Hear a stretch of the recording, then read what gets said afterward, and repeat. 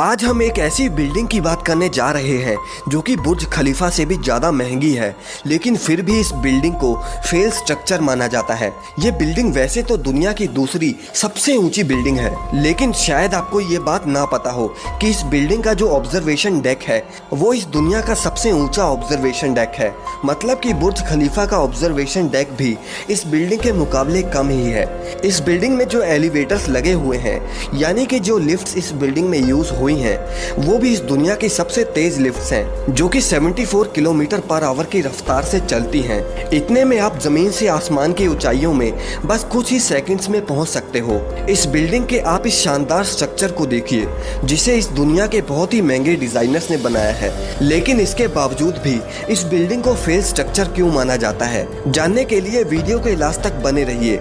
और आज की इस वीडियो का लाइक टारगेट है 10,000 लाइक्स। अगर आपने इस वीडियो को लाइक कर दिया है तो चलिए वीडियो को शुरू करते हैं। दोस्तों, चाइना की सबसे ऊंची बिल्डिंग, जिसे 2.4 बिलियन डॉलर्स में बनाया गया था, यानी करीब 17,500 करोड़ रुपए। इतने पैसों से अगर आप चाहें तो लगभग 2 बुर्ज खलीफा तो बना ही सकते हैं। ये बात आपको बिल्कुल हैरान कर देगी कि इसके बाहर जो आप ग्लास पैनल्स देख रहे हो, इसमें 20,000 ग्लास पैनल्स यूज हुए हैं, और वो सभी के सभी ग्लास पैनल्स अलग अलग शेप्स और साइजेस के हैं। 632 मीटर की इस बिल्डिंग में 128 फ्लोर्स हैं, और आपको शायद ये बात हैरान कर दे कि जहां बड़ी बड़ी बिल्डिंग्स में 10 या 20 एलिवेटर्स होते हैं, वहां इस बिल्डिंग में 114 एलिवेटर्स हैं, और वो भी दुनिया के सबसे तेज एलिवेटर्स।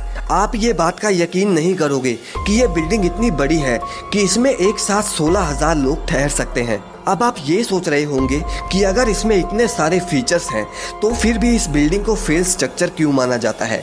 तो मैं आपको बता दूं कि इस बिल्डिंग में 128 फ्लोर्स में से 50% फ्लोर्स तो खाली ही पड़े हैं। मतलब कि जहां इसमें 16,000 लोगों को ऑक्युपाई करने की जगह है, वहीं इसमें सिर्फ 7 या 8,000 लोग ही रह रहे हैं। और इस वजह से रात में तो इस बिल्डिंग की पूरी लाइट्स भी नहीं जल पाती।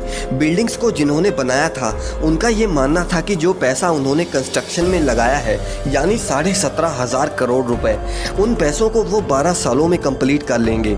लेकिन जैसा उन्होंने सोचा था वैसा बिल्कुल नहीं हुआ, और इस वजह से चाइना का ये शंघाई टावर अभी 12,000 करोड़ रुपयों के नुकसान में चल रहा है। और साथ ही में जो चाइना का फायर और सेफ्टी डिपार्टमेंट है, उनकी तरफ से भी ये टावर को पूरी तरह सेफ नहीं माना जाता, क्योंकि उनका ये कहना है कि अगर मान लो कि इस बिल्डिंग में 100वीं मंजिल पर आग लगी तो फायर सेफ्टी वाले इस टावर पर इतना जल्दी उतना ऊपर नहीं पहुंच पाएंगे, और इसलिए सेफ्टी भी एक और कारण है इस टावर को फेल स्ट्रक्चर कहने का।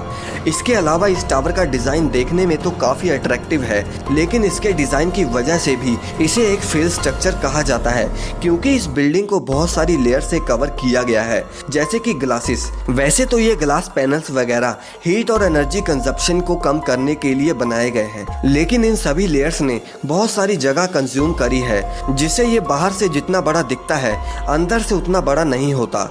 यानी कि आप सिंपल लैंग्वेज में ये भी कह सकते हैं कि जहां इस बिल्डिंग में 16,000 लोग रह सकते हैं, वहीं अगर ये लेयर्स ना होती तो इस बिल्डिंग में हो सकता था कि एक टाइम पर 25,000 लोग भी रह पाते। इसलिए इस बिल्डिंग का डिजाइन भी एक मेन रीजन है कि इसको फेल स्ट्रक्चर माना जाता है। इसके अलावा इस टावर में एक लग्जरी होटल भी खुलने वाला था, लेकिन अभी तक वो होटल भी नहीं खुल पाया। और साथ ही में जिन्होंने इस टावर में अपने ऑफिस वगैरह किराए पर लिए थे, उनमें से सिर्फ 30% लोग ही इस टावर में आए, और बाकियों ने इस टावर में ऑफिस लेने से मना कर दिया, और वो ऑफिस अभी तक खाली ही पड़े हुए हैं, जिस वजह से अभी तक इस टावर पर लगने वाला पैसा भी पूरा नहीं हुआ।